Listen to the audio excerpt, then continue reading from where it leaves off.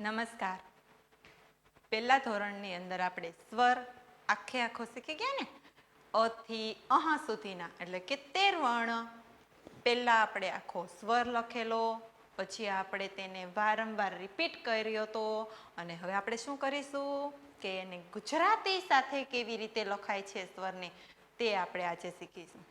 તો હવે આપણે વારંવાર રિપીટ કર્યો છે તો આપણે શીખવા પડશે બધા વર્ણ. એકવાર જોઈ લઈએ. સરસ, ચાલો એકવાર આપણે રિપીટ કરીએ કે કેવી રીતે કયો વર્ણ લખાય છે. તો એ પહેલા આપણે એકવાર બોલી લઈએ આખો સ્વર એટલે કે 13 વર્ણ. ચાલો બધા મારી સાથે બોલજો. અ, આ, ઈ, ઉ,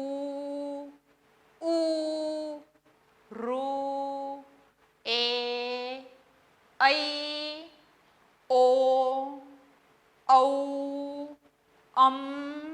અહ. સમજાઈ ગયા કે નહીં? સમજાઈ ગયા ને? કેટલા વર્ણો થયા? 13. ચાલો સરસ, બની ગયા ને? તો હવે આપણે ફરી એકવાર રિપીટ કરીશું કે કયા વર્ણ કેવી રીતે લખાય છે તે. બધા વર્ણો હું અહીંયા લખતી જઈશ, બધા કહેતી જઈશ કે કયો વર્ણ કેવી રીતે લખાય. હું બધા વર્ણ આડાવડા લખીશ, તમારે મને કહેવાનું છે કયો વર્ણ કયો છે અને કેવી રીતે તે લખાય છે. તો ચાલો હું અહીંયા પહેલા એક વર્ણ લખીશ, એ કેમ, એને શું કહેવાય છે એ બધા એ મને કહેવાનું છે. ચાલો આને શું કહેવાય? સરસ, ઉ. તો ઉ છે આ, પણ કયો છે ઉ? નાનો ઉ. Very good. ચલો હવે એના પછીનો ફરીવાર બીજો વર્ણ લખું છું. આ તો બધાને ખબર હોવી જ જોઈએ. આપણે નાના છીએ પણ આપણને આખો સ્વર આવડી ગયો છે એટલે આવડી જાય ને. ચાલો આ વર્ણ કયો છે? સરસ, ઋષિનો ઋ. હવે એના પછીનો વર્ણ લખીશ આ. કયો છે આ વર્ણ? ચલો બોલો. અ. સરસ, ચાલો અ. તો આ કેટલામો વર્ણ છે? પહેલો વર્ણ. હવે પછીનો આવશે એક ઊભી લીટી, ત્રાંસી લીટી, ઊભી લીટી અને ઉપર શિરોરેખા. આવો મેં વર્ણ શીખવાડ્યો હતો ને. તો આ વર્ણને શું કહેવાય? એ. શું કહેવાય? એ. ચલો હવે એના પછીનો વર્ણ લખું છું. ધ્યાન દઈને જોજો કેવી રીતે કયો વર્ણ આવે છે તે. ચલો આ વર્ણ કયો છે? કોણ બોલશે? એક્સિલન્ટ. શું કહેવાય તેને? આ. હવે ઢગલાનો ડ, નીચે ત્રાંસી લીટી, ઉપર શિરોરેખા. તો આને શું કહેવાય? ઈ. તો આ ઈ છે ને? કયો ઈ છે આ? નાનો કે મોટો? નાનો. ચલો હવે એના પછી આવશે આપણે આ પહેલો વર્ણ કયો આવે છે? અ કર્યો, પરંતુ એની માથે આપણે અનુસ્વાર કરીએ તો આને શું કહેવાય? શું કહેવાય એને? ખબર છે કોઈને? અને માથે મીંડું અમ. હવે આવશે ડગલાનો ડ કરીશું, નીચે ત્રાંસી લીટી, ઉપર ચંદ્રબિંદી. એટલે આ શું કહેવાય? થોડી વાર પહેલા જ આપણે કીધું હતું કે આને ઈ કહેવાય છે, પણ કયો ઈ? નાનો ઈ. તો હવે આને શું કહેવાય? શું કહેવાય? મોટો ઈ. કેવી રીતે બોલવાનો હોય? ઈ. એટલે કે લંબાવાનું, ખેંચવાનું. એટલે આને શું કહેવાય? મોટો ઈ. ચાલો મોટો ઈ થઈ ગયો ને. હજી આપણે ઘણા બધા, કેટલા બન્યા હજી તો? 8 થયા, હજી તો બાકી છે. ચાલો તો આની અંદર હજી ક્યાં બાકી છે? તો હવે હું ફરીવાર એક વર્ણ લખીશ. અ, બાજુમાં કાનો અને માથે માત્રા. તો આને શું કહેવાય? શું કહેવાય એને? ચલો કોણ બોલશે? સરસ, ઓ અને કાનો માતર ઓ. બની ગયું ને? ચાલો હવે એના પછી આવશે ઊભી લીટી, ત્રાંસી લીટી, ઊભી લીટી અને માથે માત્રા. તો આને શું કહેવાય? ઓઈ. શું કહેવાય? ઐ. હવે પછીનું હું લખું છું. જોજો. અ એની બાજુમાં બે મીંડા એટલે કે અનુસ્વાર. તો આને શું કહેવાય? અહ. અહ છે તો આ સ્વરનો કેટલામો વર્ણ છે? આ 13મો વર્ણ. કેટલામો? 13મો વર્ણ. હજી બાકી છે. ખ્યાલ હોય તો કયો વર્ણ બાકી છે? કોને ખબર છે? ચલો મને તો ખબર જ છે. કેટલા વર્ણ બાકી છે હજી આની અંદર? કેટલા બાકી છે? સરસ. 2. તો હજી 2 વર્ણની અંદર જો હું લખું છું કયો વર્ણ બાકી છે યાદ કરજો. પહેલા આપણે આ 3 કરીએ છીએ ખેંચીને, એની પાછળ આ કરીએ. તો આને શું કહેવાય?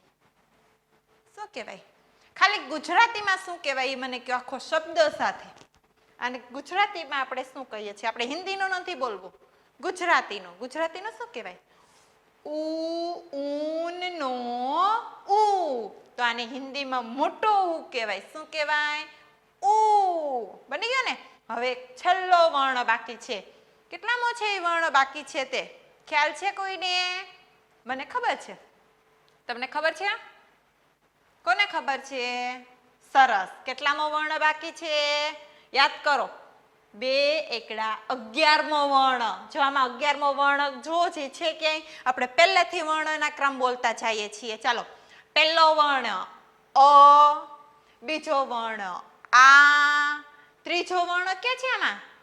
ઈ, ચોથો વર્ણ મોટો ઈ, પાંચમો વર્ણ ઉ, છઠ્ઠો વર્ણ મોટો ઉ, સાતમો વર્ણ ઋષિનો રૂ. પછી હવે 8મો વર્ણ એ, 9મો વર્ણ એ, 10મો વર્ણ ઓ. હવે મેં કીધું ને 11મો વર્ણ બાકી છે. તો 11મો વર્ણ ઓ પછી શું આવે? ઔ. બાકી છે આમાં? છે ક્યાંય ઔ? નહીં. તો હવે આપણે અહીંયા કરીશું ઔ. જો કેવી રીતે કર્યા છે એ જોજો. બની ગયો? આ કયો વર્ણ છે? 11મો વર્ણ ઔ. અને 12મો વર્ણ અને માથે મીંડું અમ. અને 13મો વર્ણ અને આગળ 2 મીંડા અહા. ચાલ આવડી ગયા બધાને? ખબર પડી ગઈ ને કેવી રીતે સ્વર છે એ બધાએ? આજે આપણે ચોથો પીરિયડ છે. શેના માટે? આ આ ઈ માટેનો. તો હવે તો બધાને આવડી ગયા હોવા જોઈએ. આવડી ગયા કે કોને નથી આવડ્યા? સરસ. બધાને આવડી ગયા. પાક્કા થઈ ગયા. વારંવાર રિપીટ કર્યા ને એટલે. હવે આજે આપણે એને ગુજરાતીમાં કેવી રીતે લખવાના છે તે આપણે શીખીશું. તો હવે હિન્દીનો સ્વર તો બધાને લખતા આવડી ગયો છે. હવે ગમે એને પૂછીએ ને, આમ નિંદરમાં સૂતા હોય ઉઠાડીએ પૂછીએ તોય આવડી જાય. આવડી જાય ને? ચાલો. તો હવે બધા વર્ણ છે આમાંથી શોધતા જવાના છે ક્રમવાઇઝ. અહીંયા લખતા જવાના છે અને શું કરતું જવાનું છે એની સામે આપણે ગુજરાતીનો લખવાનો છે. ગુજરાતીનો વર્ણ છે આપણે વળાંક સાથે શીખડાવવો પડશે. સરસ. બધા હોશિયાર છે. ગુજરાતીનો વર્ણ બધાને આવડે છે. સ્વર. ચાલો સ્વરની હવે આપણે શરૂઆત કરીએ. તો પહેલા આપણી પાસે આવી નોટ છે બધા પાસે. પેન્સિલ, રબર, સ્કેલ બધી વસ્તુ પોતાની પાસે હોવી જોઈએ. કાઢી લીધું બધાએ? સરસ. ચાલો હવે બધાએ પેજ ખોલવાનું છે. પેજ ખોલો એટલે આવી રીતે પેજ છે ને તેની અંદર પેજમાં વચ્ચે એક લીટી આંકવાની છે. લીટી આંકીશું એટલે 2 ખાના પડશે. વચ્ચોવચ લીટી આંકવાની છે એટલે 2 ખાના પડી જાય ને.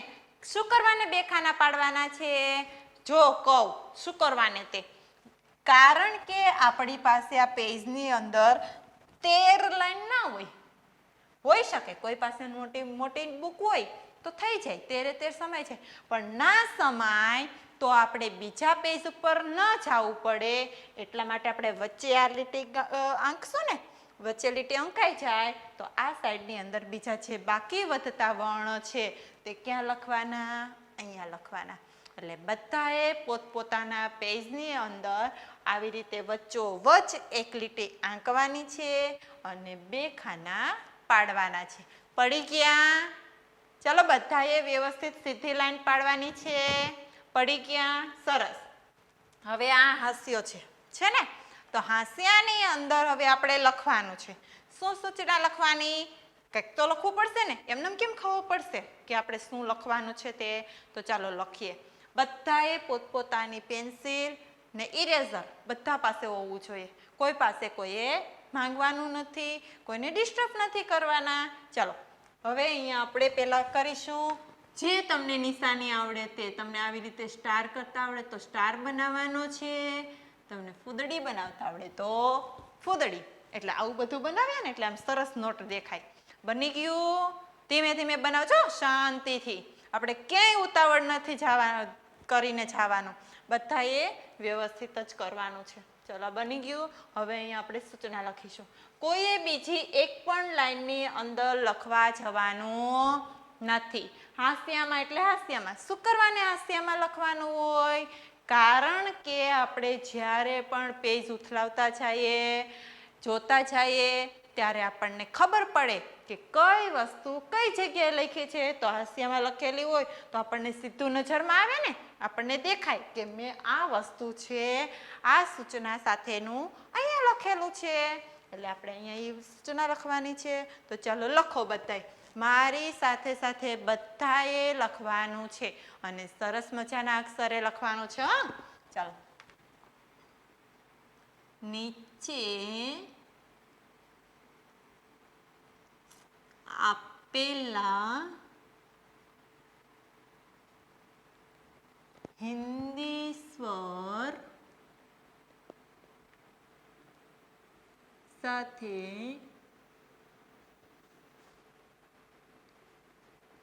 ગુજરાતી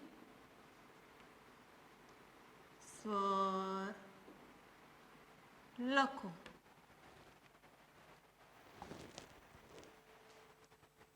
બધાએ આવી રીતે સૂચના લખવાની છે. નીચે આપેલા હિન્દી સ્વર સાથે ગુજરાતી સ્વર લખો.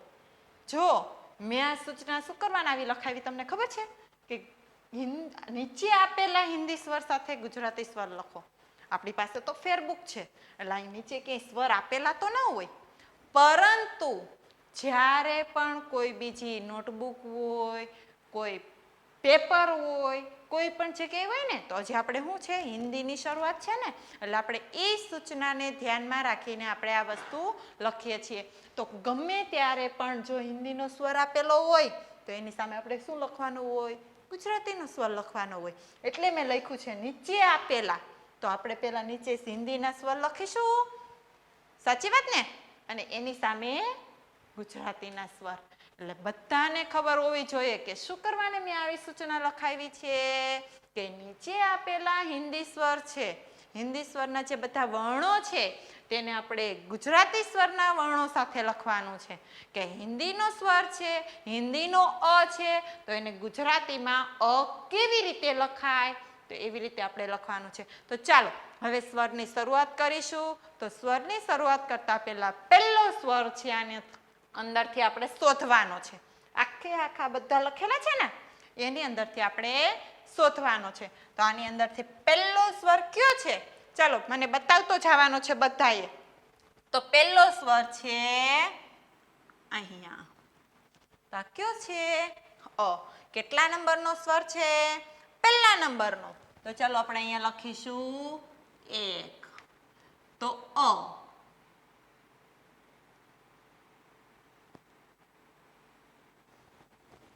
લખ્યો ને? હવે આપણે એને જોઈએ કે ગુજરાતીમાં. તો ગુજરાતીમાં અજગરનો અ કેવી રીતે લખાય છે? તો અહીંયા લખીશું આપણે ગુજરાતીનો અજગરનો અ. તો અહીંયા આપણે આની સામે જ લખીએ. ચાલો બધાની સામે આપણે લખતા જઈએ એટલે અહીંયા પણ રિપીટ થશે, આપણે અહીંયા પણ લખાશે. ચાલો અહીંયા લખીશું કે અજગરનો અ. તો આપણે ગુજરાતીમાં અજગરનો કેવી રીતે કરીએ છીએ? કરીએ ને આવી રીતે. તો ઈ જ અ આપણે અહીંયા લખવાનો છે. તો અહીંયા વચ્ચે આપણે લીટી પાડીશું અને આ સાઈડ આપણે અજગરનો અ. બની ગયું ને? હવે આવશે બીજો વર્ણ. પણ પેલા બધાએ આ હું લખું છું ને તો મારી સાથે સાથે વ્યવસ્થિત વળાંક સાથે કેવી રીતે લખું છું એ જોતું જવાનું છે અને બધાએ લખતું જવાનું છે. તો ચાલો હવે આવશે બીજો વર્ણ. તો આની અંદરથી હવે બીજો વર્ણ આપણે શોધવાનો છે. ચલો કોને ખબર છે બીજો વર્ણ? મને બતાવશો? હા ચાલો બતાવો. ક્યાં છે? ઉપરનો. આમાં ક્યાં છે ઉપરનો વર્ણ? સરસ, અહીંયા છે ઉપરનો વર્ણ આ અને કાનો આ. તો આપણે એને હવે આપણે ક્યાં લખવાનો છે? અને કાનો આ ક્યાં લખવાનો છે? અહીંયા. તો બીજા નંબરનો વર્ણ અને કાનો આ.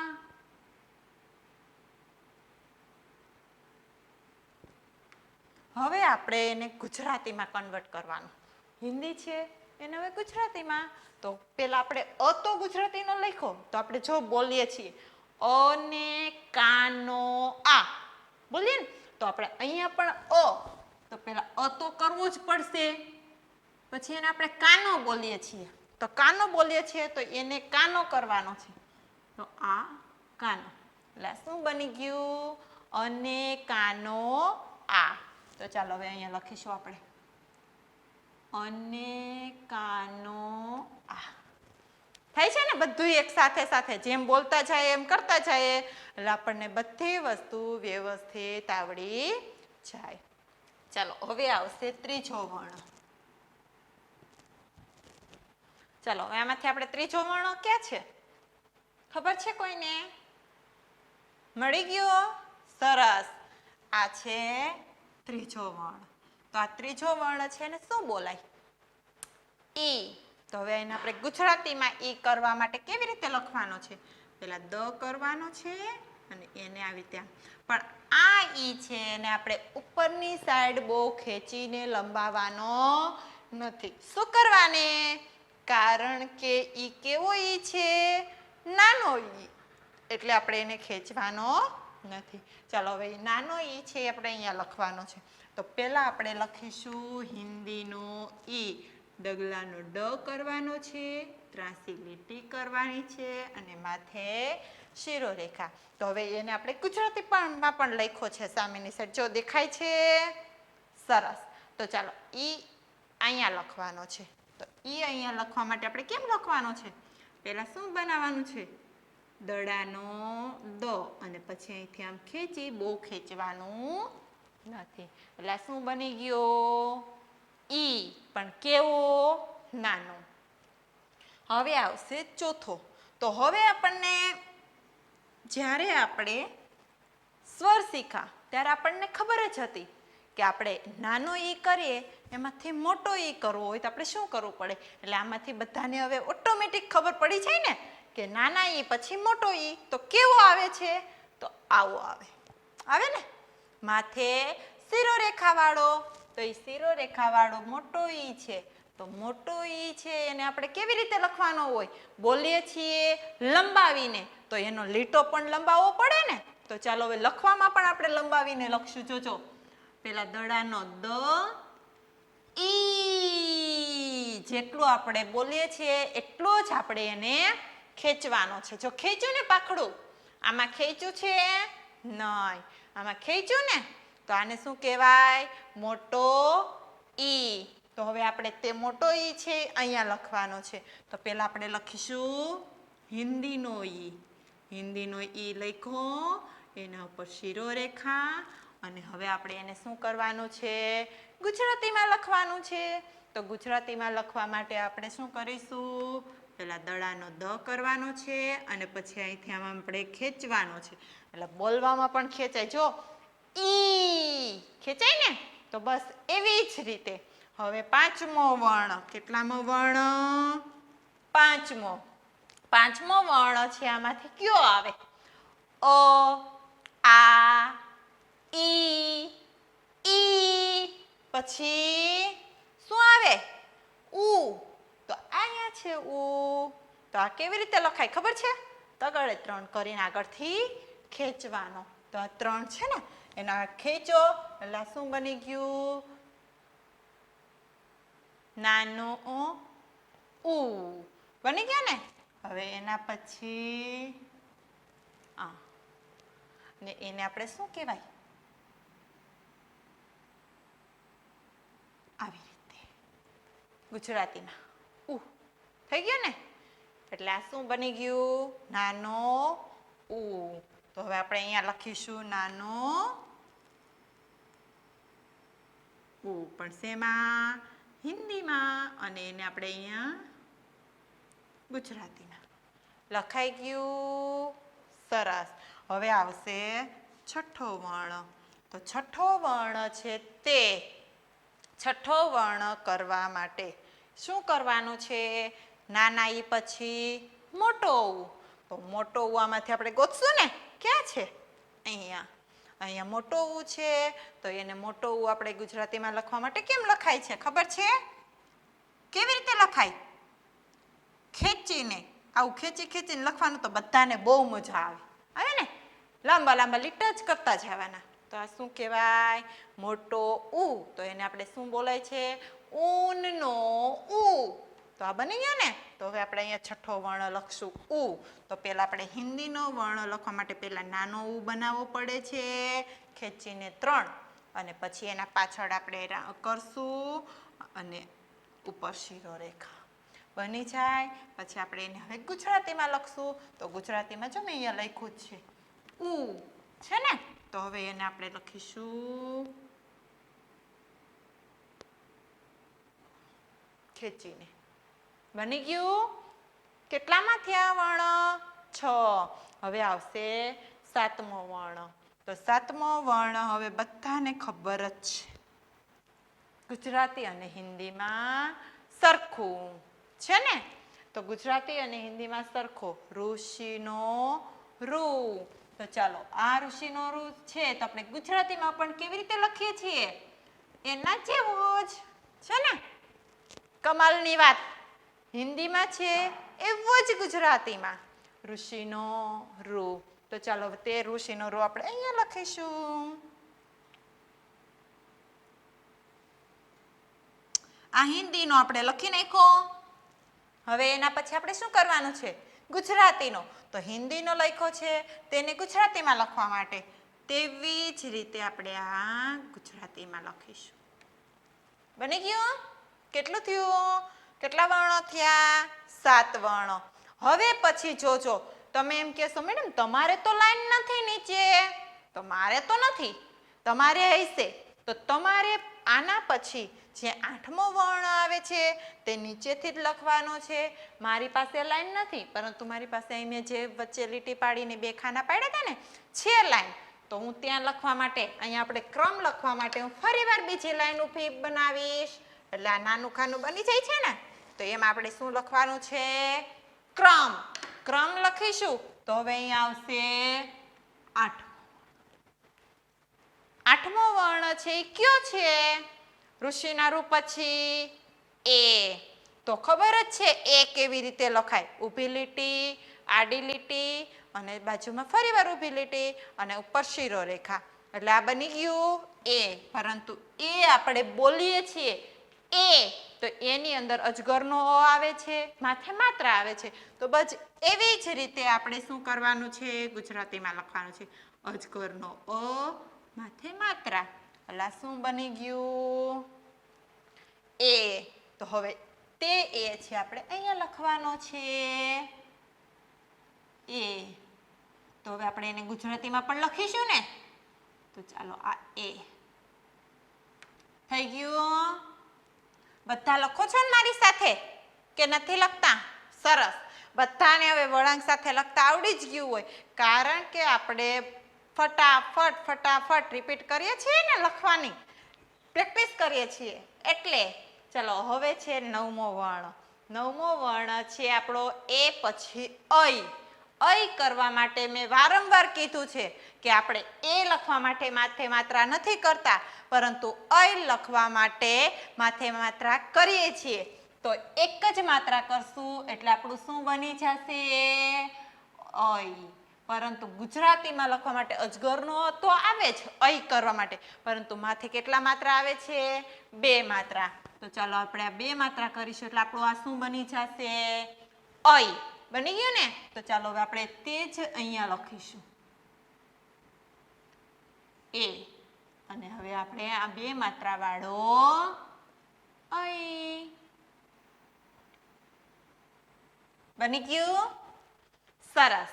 ચાલો હવે આવશે 10મો વર્ણ. 10મો વર્ણ છે એ શું છે? અય પછી ઓ. અને કાનો માતર ઓ. બોલીએ છીએ તેમાં જ આવી જાય છે. તો આવી ગયું અહીંયા. તો ચાલો તેને આપણે હવે ગુજરાતીમાં. તો શું બોલ્યા આપણે? અને કાનો. તો અજગરનો અ, એને કાનો માત્રા ઓ. બોલતી ગઈ એમ કરતી ગઈ એટલે બની ગયું. તો સરસ. ચાલો આ છે ઓ. તો એને આપણે આ કેટલામો વર્ણ છે? કેટલામો છે? 10મો વર્ણ. તો હવે આવશે અહીંયા ઓ, જે આપણે ગુજરાતી હિન્દીમાં લખતા શીખાતા એવી જ રીતે અ, કાનો માત્રા. અને હવે એને આપણે ગુજરાતીમાં કન્વર્ટ કરવાનું છે. તો ગુજરાતીમાં લખીશું અને કાનો માતર ઓ. બની ગયું? ચાલો હવે આવશે 11મો વર્ણ. 11મો વર્ણ શું છે? અને કાનો માતર આવી ગયું ને? હવે આવશે અને કાના 2 માત્રા ઔ. તો અહીંયા છે અને કાના 2 માત્રા ઔ. તો હવે આપણે બોલતા જશું એમ એને આપણે ગુજરાતીમાં લખશું અ ને કાનો અને માથે 2 માત્રા ઔ. બની ગયું ને? તો ચાલો હવે અને કાના 2 માત્રા ઔ. તો આ સ્વર છે 11મો તે અહીંયા લખીશું. તો અ કરીશું, એને 2 માત્રા કરીશું અને અહીંયા ગુજરાતીનો કરીશું. બની ગયો? લખો છો ને મારી સાથે સાથે? સરસ મજાના અક્ષરે લખજો. ચાલો હવે આવશે 12મો વર્ણ. બધા આપણે બોલતા ગયા છીએ એટલે બધા એ વારંવાર બોલ્યા પણ છે. તો અને કાના 2 માત્રા ઔ. હવે અને માથે મીંડું અમ. તો અને માથે મીંડું અમ કરવા માટે આપણે પેલા અ કરીએ છીએ હિન્દીનું, એની માથે મીંડું કરીએ છીએ. તો અને માથે મીંડું અમ કરવા માટે આપણે ગુજરાતીમાં પણ અ કરીશું. તો એને અ કરવા માટે અજગરનો અ, એને માથે મીંડું. તો એને આપણે અહીંયા માથે મીંડું કરીશું એટલે શું બની ગયું ગુજરાતીમાં? અને માથે મીંડું અમ. તો ચાલો અહીંયા લખી નાખીએ અને માથે મીંડું અમ. બની ગયું ને? ચાલો હવે આવશે 13મો વર્ણ એટલે જે આપણે સ્વર છે તેનો છેલ્લો વર્ણ 13મો. 13મો વર્ણ આવશે અને આગળ 2 મીંડા અહા. તો આની અંદર હવે છેલ્લો જ વર્ણ બાકી રહ્યો છે, બધાને ખબર જ છે. અને આગળ 2 મીંડા અહા. તો અહીંયા લખીશું આપણે હિન્દીમાં અ, એને આગળ 2 મીંડા અહા. તો ચાલો આ અ છે એને ગુજરાતીમાં તો આપણે અ છે વારંવાર લખ્યો છે તો બધાને ખબર છે કે અ કેવી રીતે લખાય. તો અજગરનો અ, એને આગળ 2 મીંડા અહા. તો અહીંયા આપણે તેવી જ રીતે લખીશું અજગરનો અ, તેને આગળ 2 મીંડા અહા. તો શું બની ગયું? ગુજરાતીનો અહ. બધાને લખાઈ ગયું છે? બાકી છે? સરસ. ચાલો લખો. સરસ મજાના અક્ષરે બધાએ લખવાનું છે.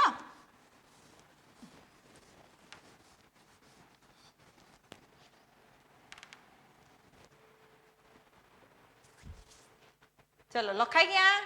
ચાલો હવે આપણે એકવાર બોલી જઈએ. અ, આ, ઈ, ઉ, રૂ, એ, ઐ, ઓ,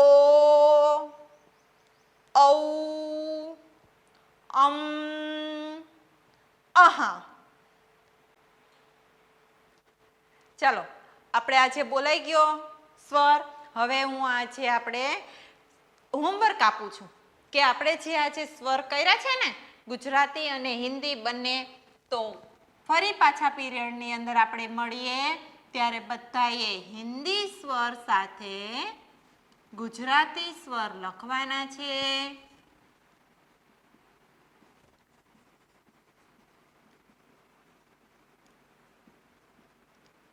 અને પાકા કરવાના છે.